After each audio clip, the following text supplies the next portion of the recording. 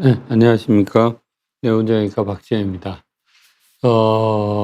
오늘은 제가 어깨 탈구, 어깨가 빠지는 거죠. 어깨가 빠지는 거 후에 대부분의 환자분들이 잘 사용을 하세요. 잘 사용을 하시고 그러시는데 간혹 가다가 다시 빠지셔서 이제 저희들한테 병원에 오시는 분들이 계세요. 그래서 "아, 내가 수술을 잘 됐다고 얘기를 하시는데 왜 또 빠졌나요?" 뭐 이제 물어보시면 뭐 환자분이 선생님이 수술을 잘못하셨겠죠.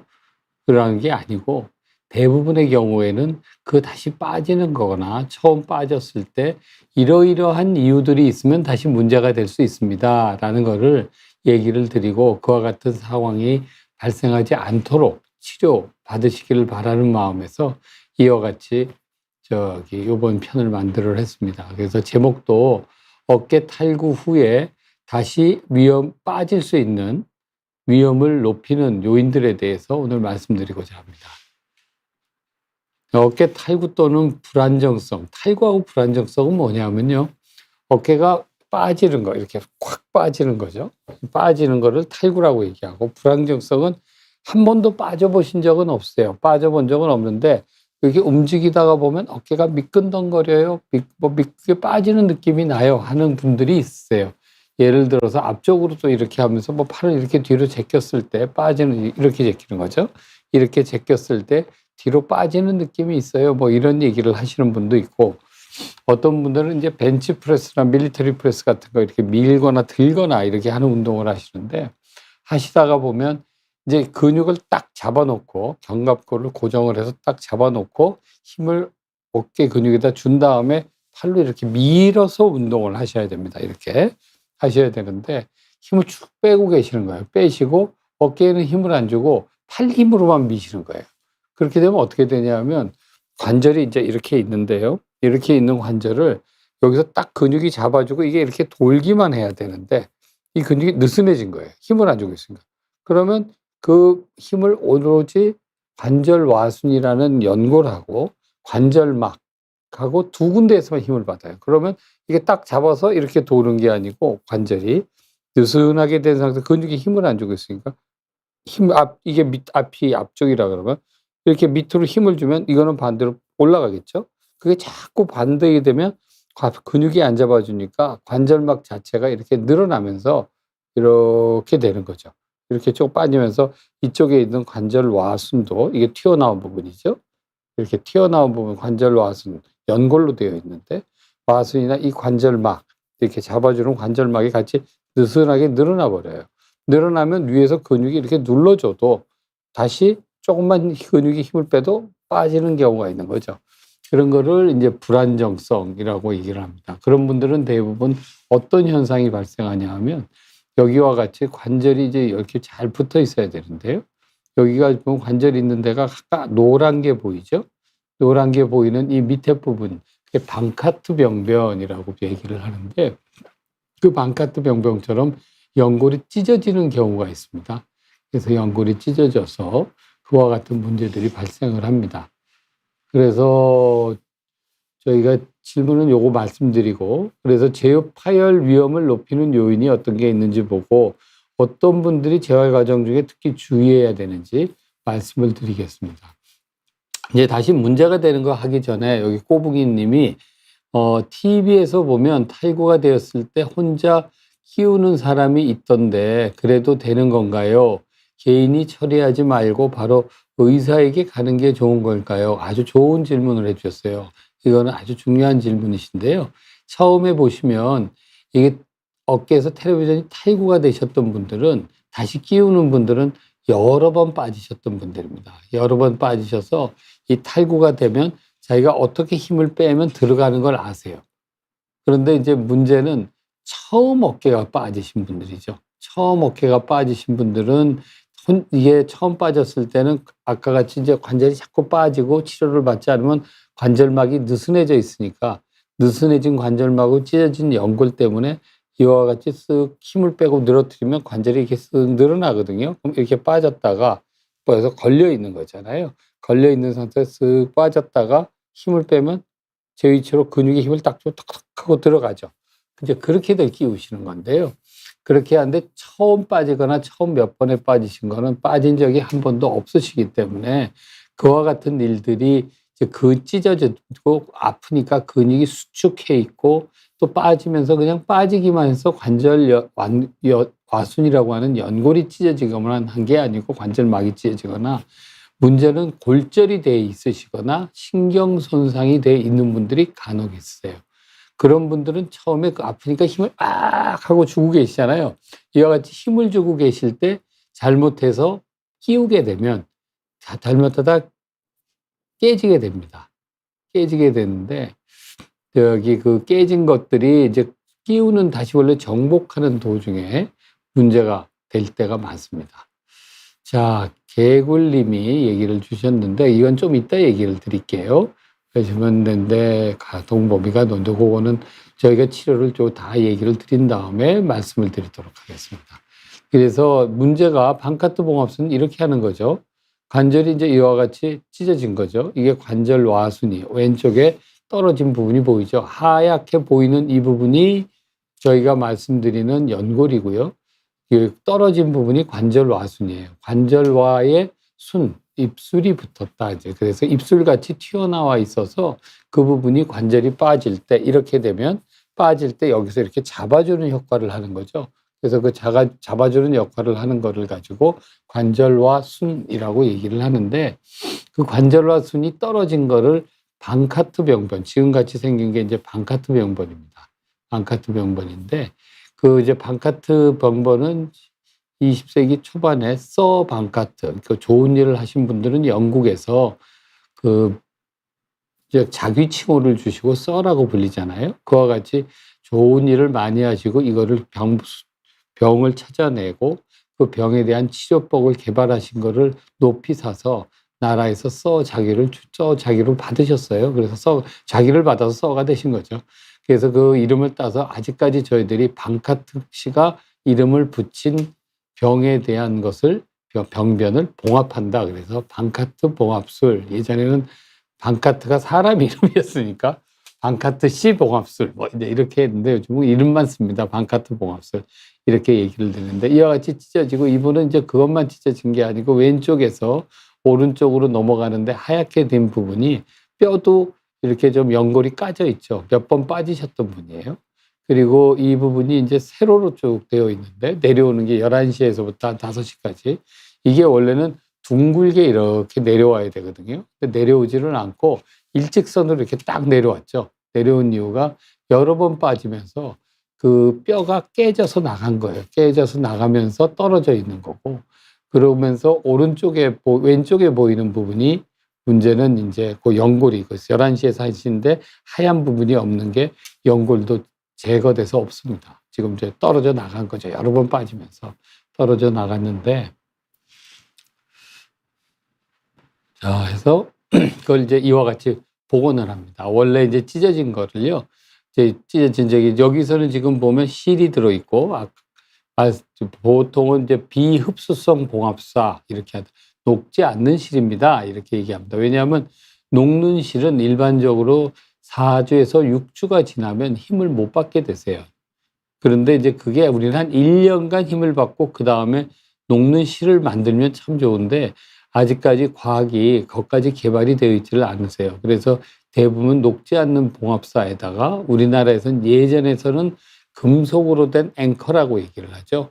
그 봉합사를 뼈에다 하려면 뼈에다 구멍을 내거나 아니면 우리 등산 가면 앵커 천막 칠 때 이렇게 옆에다 앵커 박잖아요. 그게 실이 이제 저기 줄을 매서 텐트를 타이트하게 하는 식으로 그와 같은 앵커를 뼈에다가 박습니다. 예전에는 우리나라가 의료보험이 금속만 됐는데 금속을 하다 보니까 오래 금속이 몸 안에 남아 있으면 무슨 문제가 있느냐 하면 저건 지금 관절 속이잖아요. 관절 뼈 속에 들어가 있는 건 상관이 없는데 관절에다가 박아놨는데 그게 오래 쓰다가 보면 조금씩 앵커가 느슨해지면서 빠져나오시는 분이 있어요. 이제 그렇게 되면 그 바로 위에 하얗게 보이는 부분이 이게 우리가 연골인데 연골을 계속 긁겠죠. 그러면 연골이 상하면서 관절염이 발생을 합니다. 그래서 이제 저희들이 그 우리나라 보험공단하고 심사평가원에 이야기를 해서 좀 비용이 더 들더라도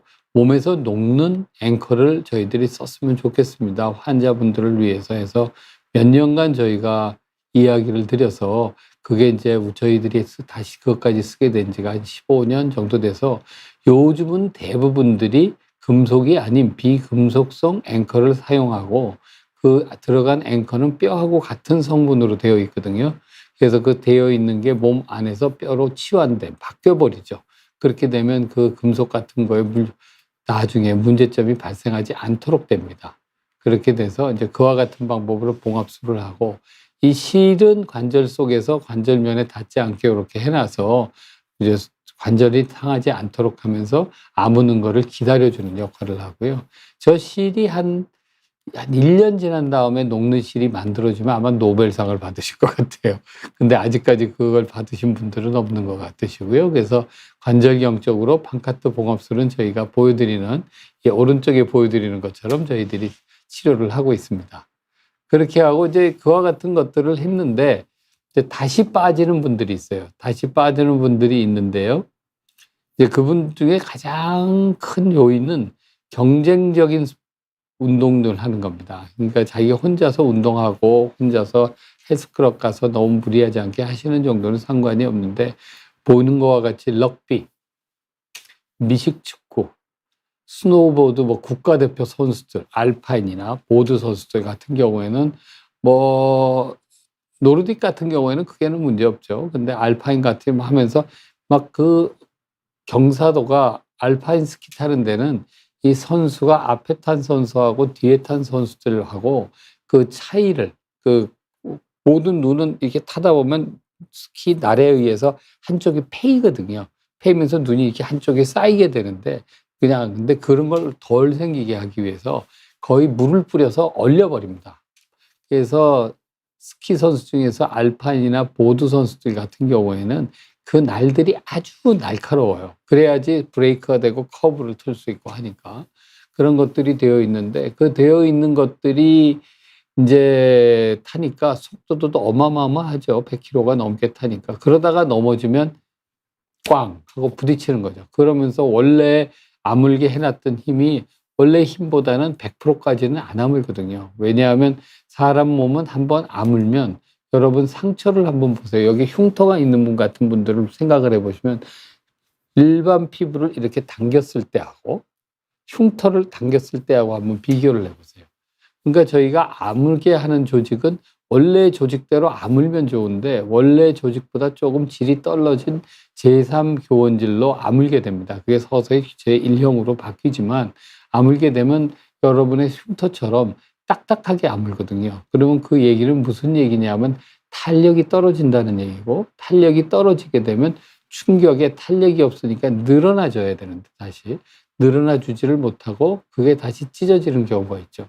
그 웬만한 거에서 처음에 다쳤을 때 정도의 외상을 입지 않으면 그런 일은 없는데 이 미식축구나 럭비 같은 스포츠 같은 운동을 하시는 분들의 경우에서는 그 정도가 아주 심하겠죠. 그래서 그런 분들의 경우에서는 다시 찢어집니다. 아까 얘기한 스키, 그다음에 스키 중에서도 알파인, 스노보드 선수 같은 경우 그런 컨택트 스포츠라고 얘기합니다. 주로 부딪히는 거나 아니면 경쟁적으로 빨리 가면서 충격을 무슨 문제가 생겼을 때 그거를 스스로 제어할 수 없는 동작. 예를 들어서 이런 것들도 있죠.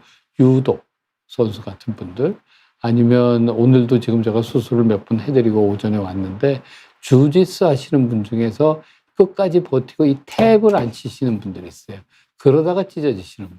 오늘 하신 분 같은 경우에는 이제 조금 이따 얘기를 드리겠지만 관절막이 워낙 얇으신 분이더라고요. 말랑말랑하게 잘 드러나면서 관절이 유연하신 분인데 그런 분들은 대부분 경우는 관절막이 얇거든요.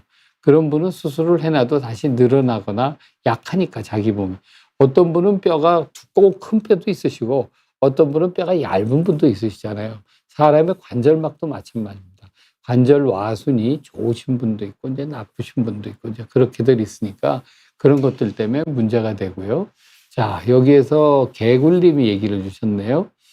2시에서 5시 관절 와순 수술로 안 눕는 실과 앵커 4개를 박았는데 네 4개를 잘 박으셨고 박아서 이제 봉합술을 했겠죠. 있는데 5개월째인데 아직 가동 범위가 정상으로 돌아오지 않고 있습니다. 근력 운동을 하고 싶은데 얼마나 더 재활을 해야 할까요? 요거를 좀 올려주시면 좋겠네요. 여기 개굴님 하신 거를. 그래서 그렇게 얘기를 주셨는데, 하신 게, 대부분 경우에 3개월에서 한 6개월 정도 지나게 되면, 3개월 지나면 이제 관절 운동 범위가 한 60, 70% 정도 돌아오시고, 수술 방법에 따라서 조금씩 달라요. 이제 그 관절막을 많이 늘어나셔서 많이 좁혀 놓으신 분들 같은 경우에는 6개월, 7개월이 돼서 안 되는데, 이제 근력 운동을 시작하고 싶은데 얼마나 재활해야 되는 거에 대해서 제가 말씀을 드리면, 근력 운동은 보통 50에서 60% 이상 아물었을 때 이제 하세요 하고, 모든 몸 안에 관절에 있는 조직은 한 달에 10%씩 아무는 걸로 되어 있습니다. 그러니까 한 6개월도 지나신 다음에 근력 운동을 하셔도 된다 이렇게 얘기를 드리면 어떤 식으로 하시냐 하면, 어떤 분들께서는 바로 내가 예전에 100kg 벤치프레스 했어. 100kg 하시는 게 아니고 처음에는 한 5kg, 10kg 바만 가지고 운동을 이렇게 해보시다가 서서히 한 달, 2달 되시면서 늘리시는 게 권장드립니다. 그래서 이제 그렇게 하시면 좋겠고, 이거는 저희가 얘기 드린 거하고는 다른 문제인데, 저희가 어깨에 관한 문제니까 설명을 저희가 드릴게요.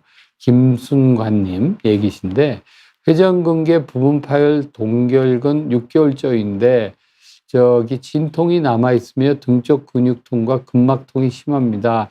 해결 방법이 있을까요? 라고 했는데, 동결근에 잔통이 남은데 보통은 3개월에서 6개월 때 이제 가장 통증이 심하게 남고요. 관절 근육이 남아있으니까 그것 때문에 이제 통증이 남게 되시는데요. 잔통이 남아있는 많은 분들이 어깨 관절이 굳어서 어깨 관절의 근육을 사용하는 것 대신 등 쪽 근육과 이 가슴 쪽 근육을 대신 사용하시는 분들이 많습니다. 그래서 근막통이라고 하고 그쪽 부분에 통증이 많으신데요. 그런 분들은 일단 제가 보기에는 뒤쪽에 있는 근육이 얼마나 자기 몸이 좋은가. 근육이 많이 없으신 분들 같은 경우에는 그 근육이 빨리 피로도가 올라오기 때문에 근육이 아프고, 주무실 때는 근육이 풀리면서 아프시고 똑바로 주무시지 못하고 날개뼈, 그러니까 견갑골의 날이 침대나 이불에 닿아서 자기가 어려워서 똑바로 주무지 못하고 뭐 옆으로만 주무시고, 그러신 분들이 시간이 지나면 옆으로 주무시다가 아프신 쪽으로 돌아 누우면 압력이 올라가니까 또 더 아프시고, 이런 분들이 많으세요. 해결 방법은 일단 관절이 굳어 있는 것을 풀어주시는 게 중요합니다. 그래서 스트레칭 운동하는 거죠. 관절이 굳은 채로 끝나면 그 통증은 오래가게 아픕니다. 그러니까 그걸 풀어서 어떻게든지 정상 관절 운동 범위를 만들고 근력을 강화를 해서 강화한 근력을 만드셔야 그게 좋아지게 됩니다. 네, 그렇게 말씀을 드리면 되겠고요. 그래서 두 번째 요인입니다. 두 번째 요인은 상완 골두에 손상이 있습니다. 어깨가 빠지면 말이죠. 자, 이제 이렇게 볼까요? 이렇게 해서 보면 골두가 이제 이렇게 돼 있으면 이게 상완골이고, 이게 관절와에 요 끝에 관절와 순이 붙어서 빠지지 않게 잡고 있다고 해서 얘기를 드려볼게요. 그럼 이렇게 하는데, 이렇게 해서 빠지는데 관절 이렇게 되면 어떻게 됐어요? 찢어졌겠죠? 빠졌어요. 그러면 이제 이쪽 부분, 여기 부분이 뼈거든요. 뼈에 연골이 이렇게 붙어 있어서 빠지지 않게 만들어주는 건데, 그 빠지지 않게 만들어주는 게 빠지면 이 뼈 있는 부분이 가면서 이쪽에 있는 상완골두를 뼈를 찔러요. 여기가 이렇게 하면 관절이 꽉 쭉 타이트하게 돼 있으니까 빠지면서 이 뼈가 여기를 찍습니다. 그래서 이렇게 뼈가 패여요. 이렇게 패이는 거죠. 여기에 이렇게 패인 부분을 힐삭스라고 얘기를 합니다. 이건 힐이라는 분하고 삭스 한 분이, 방카트라는 분이 만들었을 당시에 이런 이렇게 병이 생긴다, 이런 병변이 생긴다라고 얘기를 해서 힐과 삭스의 병변, 그래서 힐삭스, 그러니까 정확히 우리말로 얘기하면 상완골두의 함몰골절입니다. 상완골두의 함몰골절인데, 이 함몰골절을, 상완골두 함몰골절을 힐이라는 분하고 삭스라는 분이 발견을 해서 힐삭스 병변이라고 우리들이 보통 얘기를 드리는데요. 이제 이와 같은 힐삭스병변이 처음 빠졌을 때는 대부분 작으세요. 이게 빠지고서 이렇게 해서 또 끼었으니까. 근데 여러 번 빠지면 자꾸 빠지면서 점점 병변이 커지는 거죠.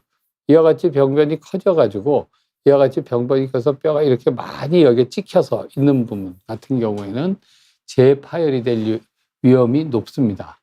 그래서 이제 이럴 때에는 그 관절경 수술만 여기에 붙은 것만 수술을 해주면, 이거를 수술을 해주면 이게 하더라도 이게 팔이 조금 돌아가면 조금만 돼도 여기에 걸리니까 또 빠지거든요. 또 빠지니까 그런 것들을 막아주기 위해서 요즘은 이 여기에 대한 수술, 렘브리사지라는데, 렘브리사지는 이게 우리가 렘브리사지라고 얘기하는 건 프랑스 말인데요. 우리가 또 그 프랑스 사람이 그 방법을 이제 이름을 멋있게 지어서 창안을 했는데, 렘브리사지라는 거는 채운다라는 뜻입니다. fill up, 채운다는 뜻의 프랑스 말인데, 그 렘브리사지 수술을 같이 해서 여기가 이렇게 빠져 있는 거를 뼈로 치우시는 분도 있고 이 옆에 있는 근육으로 갖다가 채워서 여기까지 관절이 돌아가지 않도록 만들어주는 방법으로 치료를 합니다. 그래서 렘브리사지라는 수식을 같이 수술을 해서 이제 이와 같이 힐삭스, 상완골두에 함몰 골절이 있는 부분을 없애버리는 거죠. 없애버려서 다시 빠지지 않게 해드리는 그런 방법으로 이제 수술을 하죠. 그래서 이제 그런 방법이 두 가지 요인이 이제 다시 빠질 확률이니까, 힐삭스병변이 크게 계신 분들, 이런 분들은 다시 어깨가 빠질 확률이 높아서 거기에 대한 치료도 다시 하셔야 되고요. 처음 수술할 때 같이 하는 거죠. 세 번째는 이제 이렇게 하는 겁니다. 여기가 관절 밑에 왼쪽에 보이는 그 힘이 박혀 있는 이 부분, 아래쪽에 이게 보이는 밑에 그레노이드라고 이게 써 있는 부분인데, 그쪽에 보이는 심 박혀서 동그랗게 봉합사가 잡고 있는 부분이 방카트가 병변이 생긴 부분을 다시 원래 위치에 고정하고 있는 거고, 위쪽에 있어서 심이 박힌 부분, 화살표의 위쪽에 있는 굵은 화살표입니다. 있는 부분은 이제 저 부분에 심을 박아서 저기를 메꿔버리는 거죠. 그러면 그 메꾼 부분 때문에 팔이 끝까지 돌지 않으면서 거기에 걸리지 않으니까 다시 빠질 확률이 줄게 됩니다. 그래서 그와 같은 방법으로 치료를 저희들이 해드리고 있고요. 그 다음에 이 문제는 이제 뼈가 상완골두에 함몰 골절만 되는 게 아니고, 아까 방카트 씨에 만든 이 견화 이쪽 부분에 이렇게 했을 때 여기에 연골만 찢어지는 게 아니고 여기에 뼈까지 깨지는 분들이에요. 여기 보이는 우리가 둥글게 해놓은 화살표, 또 원 안에 빨간 원 안에 들어가 있는 게 저렇게 심하게 부러지면 연골만 찢어지는 게 아니고 뼈도 같이 깨져버리는 거죠.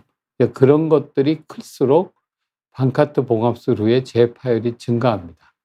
그래서 처음부터 이제 이런 것들이 오면 이제 어떤 분들은 이걸 제거하고 수술하시는 분도 있는데, 더 좋은 방법은 저 뼈를 제거를 하지 않고 원래 위치에다 다시 맞춰드려요.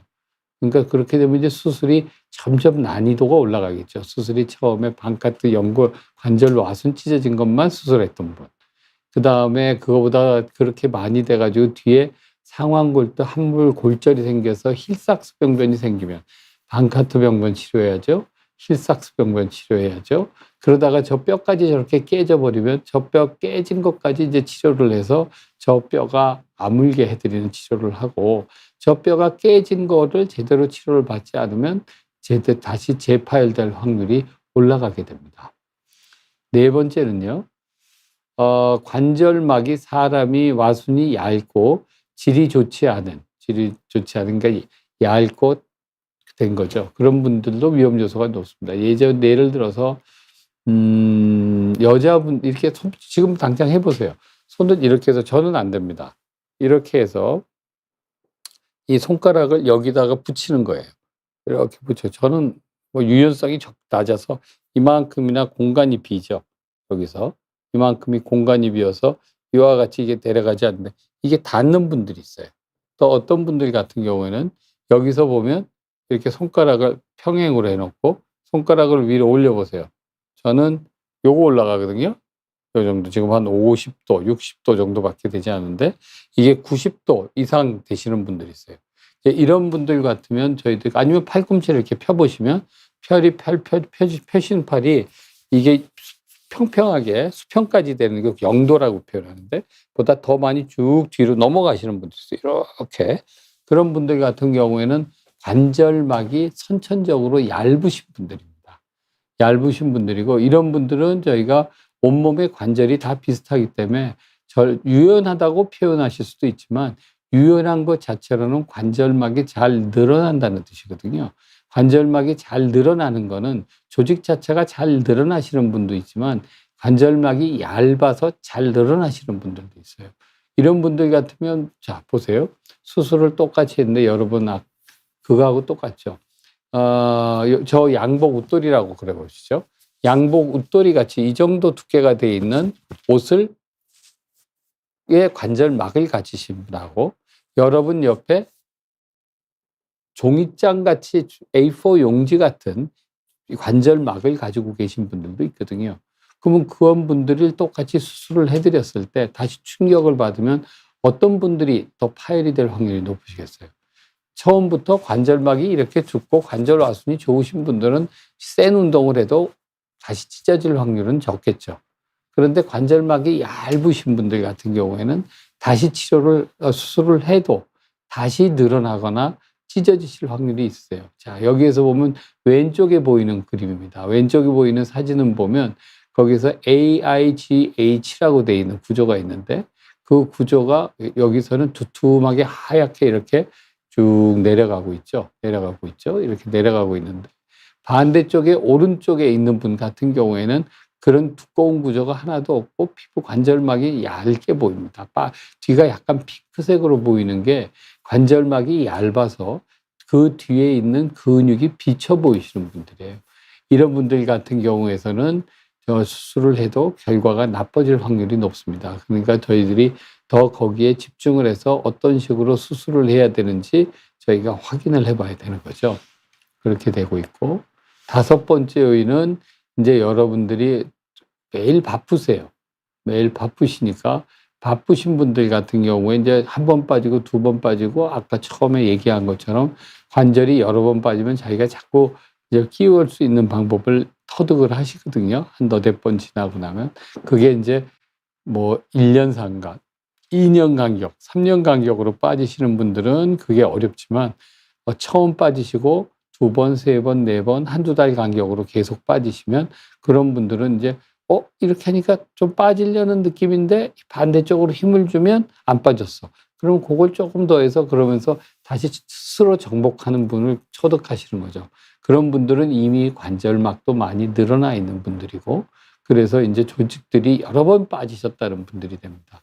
그래서 이와 같이 여러 번 빠지신 분들의 한 같은 경우에는 여러 번 빠지면 일단 아까 본 것 같이 힐삭스 병변이라는 상완골두의 함몰골절도 대부분 커져 있고 뼈도 깨져서 그레노이드 골성 병변이 점점 골성 반카트 병변이 생기게 되거든요. 그와 같은 것이 생기게 되면 이제 일인 점점 복잡해지죠.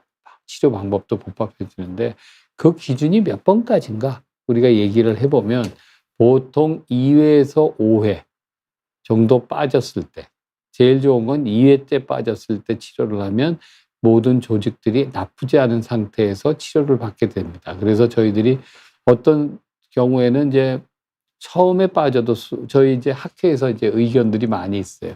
처음 빠지시면 바로 수술을 하시세요 하는 분. 물론 치료 결과가 좋습니다. 어떤 분들은 2번 이상 빠지면 수술을 하시는 게 좋습니다. 안 그러면 점점 수술을 받아도 수술 결과가 나빠지시거든요. 왜냐하면 조직이 점점 상하고 뼈가 점점 많이 깨지고 그러면서 한 군데 할 게 2군데 하게 되고 좌직이 더 늘어나게 되고 이제 이와 같은 문제들이 있으니까요. 그 기준을 2회에서 5회 정도로 잡고 있고 5회가 넘어갔을 때는 조직 손상이 뼈와 관절막 그 같은 부분의 관절 와순, 연골 이런 것들의 손상이 많아지기 때문에 결과가 조금씩 나빠지고 다시 빠지실 문제가 있는 확률이 높아지게 됩니다. 그래서 저희 학회에서 보통 얘기를 하면 한 번 빠지시는 분은 수술을 하자라고 이제 했는데 그거는 저희가 몇몇 논문의 중요한 키포인트 논문에 저희들이 의지를 이제 그 자료를 가지고 얘기를 하는데요. 그 중에 하나가 이런 거였어요. 안시엘로라는 분이 미국 웨스트포인트, 미국 육군사관학교죠. 뉴욕 위쪽에 있는 사관학교인데 거기서 젊었을 때 군의관으로 계셨습니다. 군의관으로 계실 때 군의관에 있던 선수 이제 뭐라 그러냐 사관생도죠. 사관생도가 운동을 격렬하게 하니까 빠지는 선수들이 사관생도가 많았어요. 그래서 그 사관생도가 많이 빠지는 걸 보고 그거를 이제 거기는 군인들이니까 군인 후보생들이니까 수술을 안 하고 한쪽 그러니까 저희가 이제 도덕적으로는 일반 장소에선 그런 걸 못 하는데 그게 아니고 요즘도 그런 건 이제 하기가 어려운데 그것을 허락을 받아서 그때까지만 해도 두 번째 수술하는 게 처음 빠지고 수술하는 게 좋은지 두 번째 수술하고 결과가 좋은지를 모를 때였어요. 그러니까 어떤 것들이 이제 더 치료 결과가 좋은가를 저희들이 이제 그분이 연구를 하셨어요. 연구를 하셨는데 그분이 해보니까 처음 빠진 분들을 다시 바로 그 당시에 관절경 수술이 어깨에 대해서 나온 지가 얼마 안 됐을 때였거든요. 수술을 했어요. 수술을 했고 다른 사람들은 여러 번 빠진 다음에 수술을 해드렸어요. 그랬더니 수술을 했고 수술을 안 하는 분이었는데 수술을 안 한 분들은 거의 90% 이상 환자가 다시 빠지는 거예요. 그래서 기능이 확 떨어지는데 첫 번째 빠지자마자 그때 와서 수술을 받았더니 90% 환자가 다시 안 빠지더라. 그래서 그분이 첫 번째 빠지면 또 수술을 해야 된다라는 의견을 내고 그쪽 이 얘기를 했고 대부분의 그때까지의 정설은 한 번 빠지신 분들은 고정을 한 다음에 고정을 하면 아무는 사람이 한 반 정도 젊은 분들 20대 이하는 반이 안 됩니다. 한 20, 30%. 왜냐하면 또다시 운동을 격렬하게 할 확률이 높기 때문에 등 여러 가지 직업적인 문제도 있고 그래서 다시 빠지는 분들은 이제 수술을 하자라는 게 우리 이제까지의 정설입니다. 정설인데 만일에 그게 아니고 이제 처음부터 빠진 거를 수술을 하려고 하니까 그분의 논문에 의존을 하는 거죠. 요즘에 이렇게 했더니 다시 문제가 될 확률이 좋다.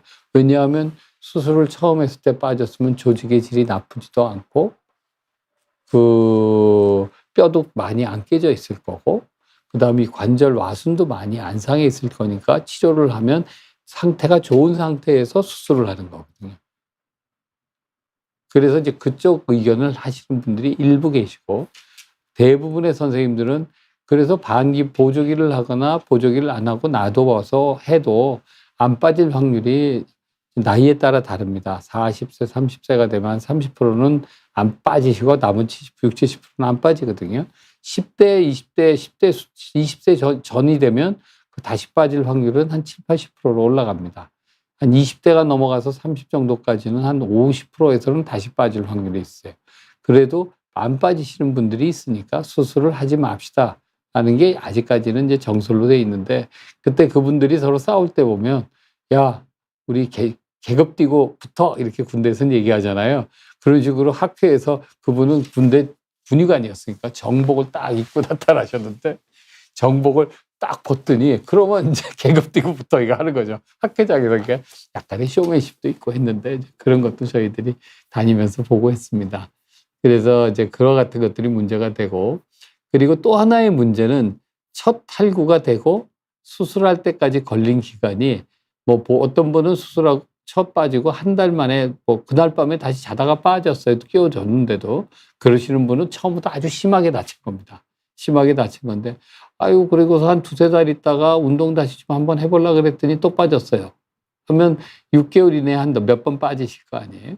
이제 그런 분들하고 6개월이 지나서까지 난 10년 전에 빠지기 시작해서 이거 이렇게 해서 이렇게 얘기해 주시면 아 이분은 좀 고치셔야 될 때가 많고 조금 더 조심하셔야 되고 수술한 다음에 재활도 좀 늦게 해야 되고 이제 그런 생각을 저희들은 이렇게 하면서 듣죠. 이제 그러면서 얘기를 하는데 그때 이런 얘기를 하셨네요.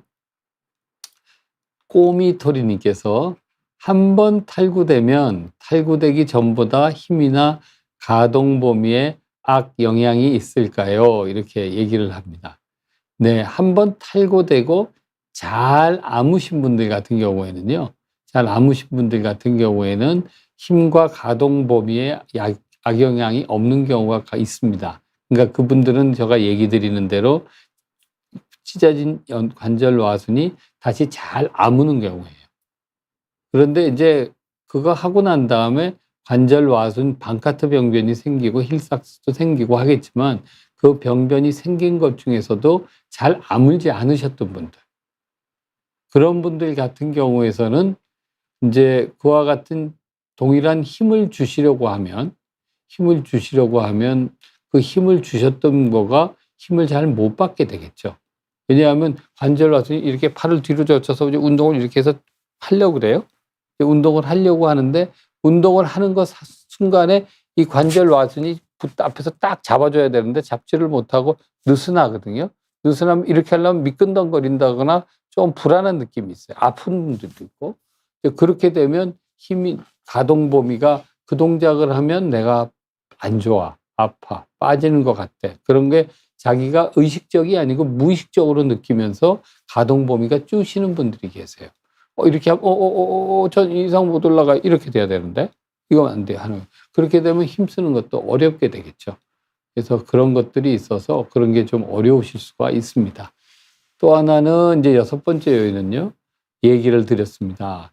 선천적으로 과도하게 유연한 어깨 관절을 가진 환자에서 수술 후 재팔의 가능성이 높습니다. 왜냐하면 지금 저희들가 아까 3가지 보여드렸는데 1번 손가락으로 이렇게 뒤로 제껴보는 방법, 이렇게 제끼는 거죠. 저는 그 3번째 손가락을 거의 안 돼가지고 3번째로 합니다. 이건 요 정도 되니까. 그래서 이 정도 하는 거. 여기가 이렇게 닿게 할 수 있느냐 보는 거.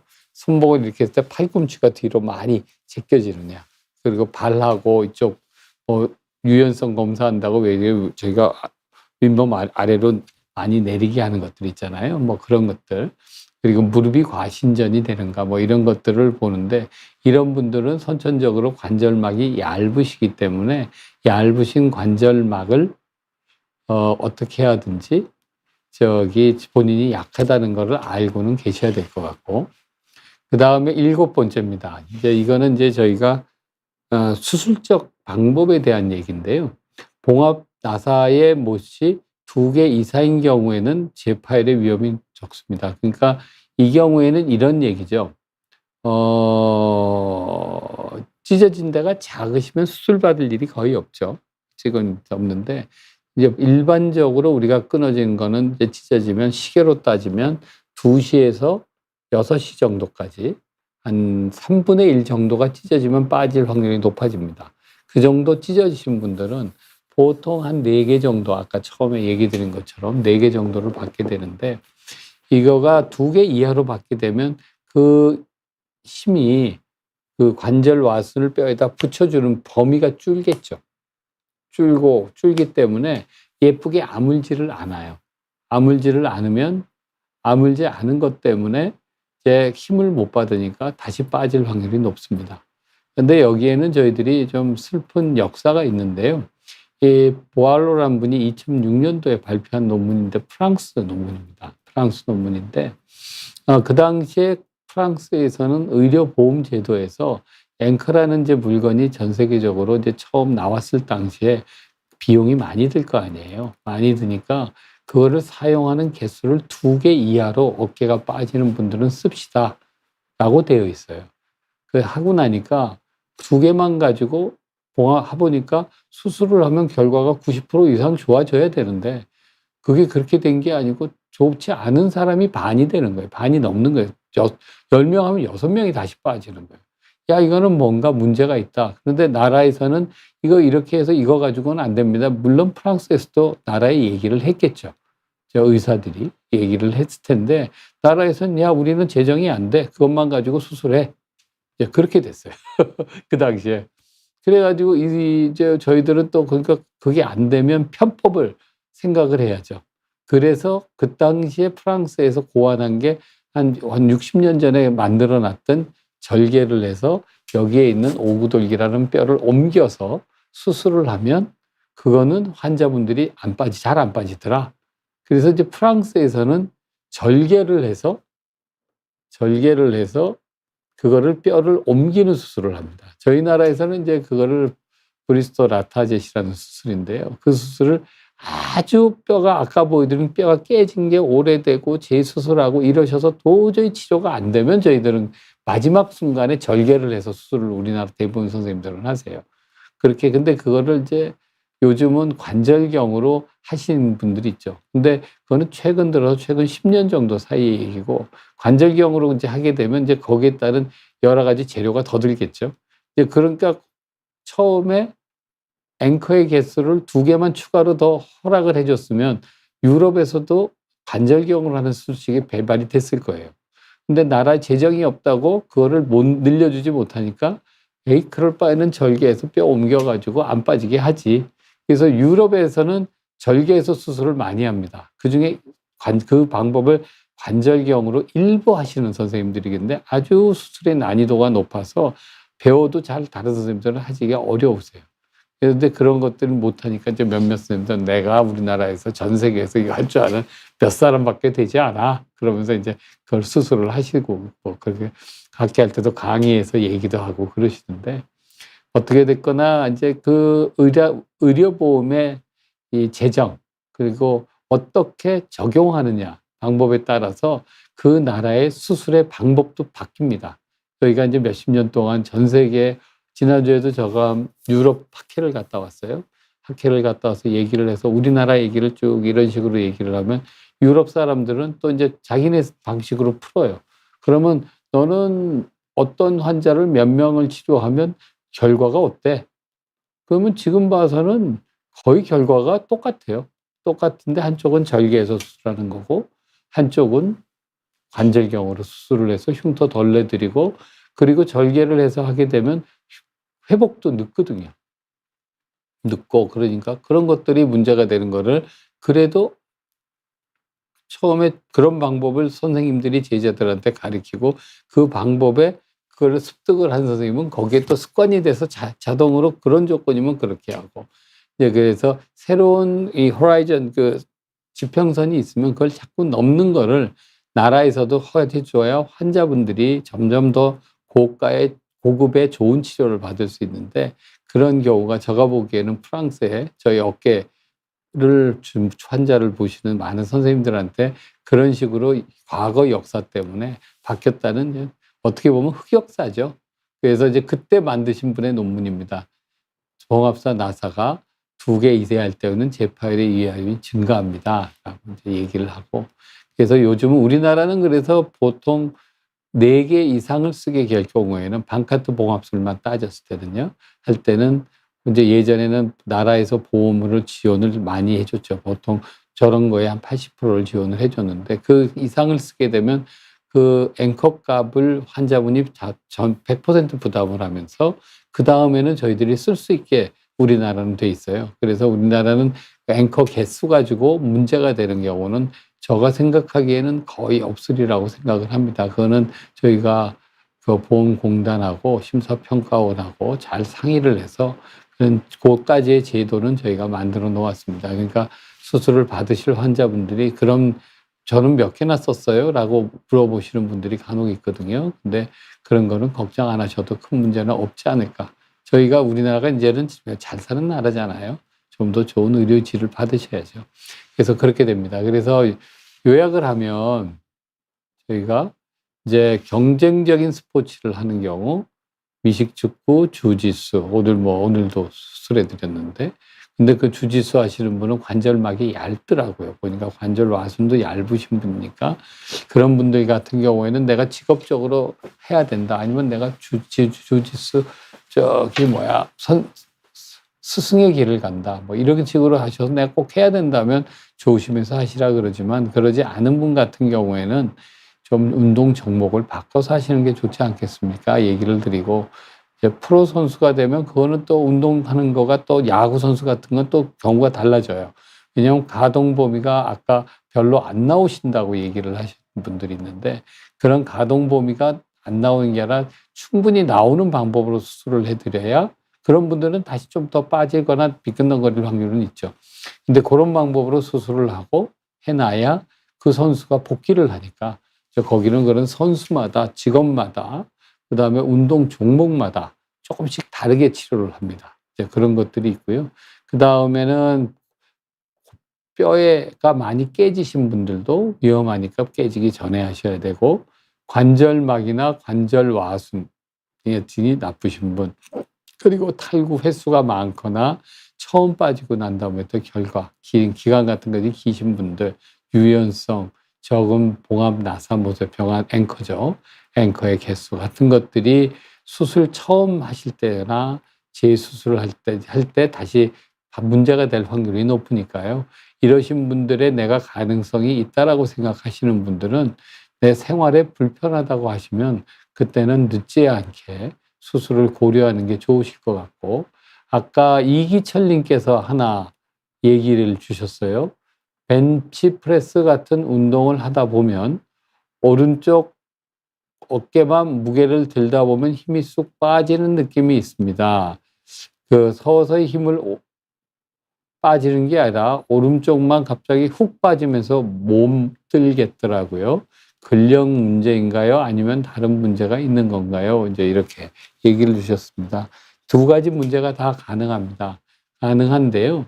한 가지 문제는 드는 자세가 올바르신지를 먼저 찾아보셔야 됩니다. 왜냐하면 자세가 나쁘신 경우에는 팔을 들 때 힘줄에 어깨 회전근개 힘줄이 상하게 방향으로 팔을 쓰시는 분들이 있거든요. 넓이라든지 방향이라든지 또 속도라든지 여러 가지가 다 문제가 될 겁니다. 그리고 웨이트 자체에 문제가 되는 경우도 있고, 또 하나 문제는 이제 근육 트레이닝이 잘 안 돼서 벤치프레스 같은 걸 드실 때 드는 각도에서의 주변 어깨 관절의 근육이 잘 보완이 돼 있는 상태에서 들어야 되는데, 그게 잘 보완이 돼 있지 않으면 어느 근육의 밸런스가 깨진 거죠.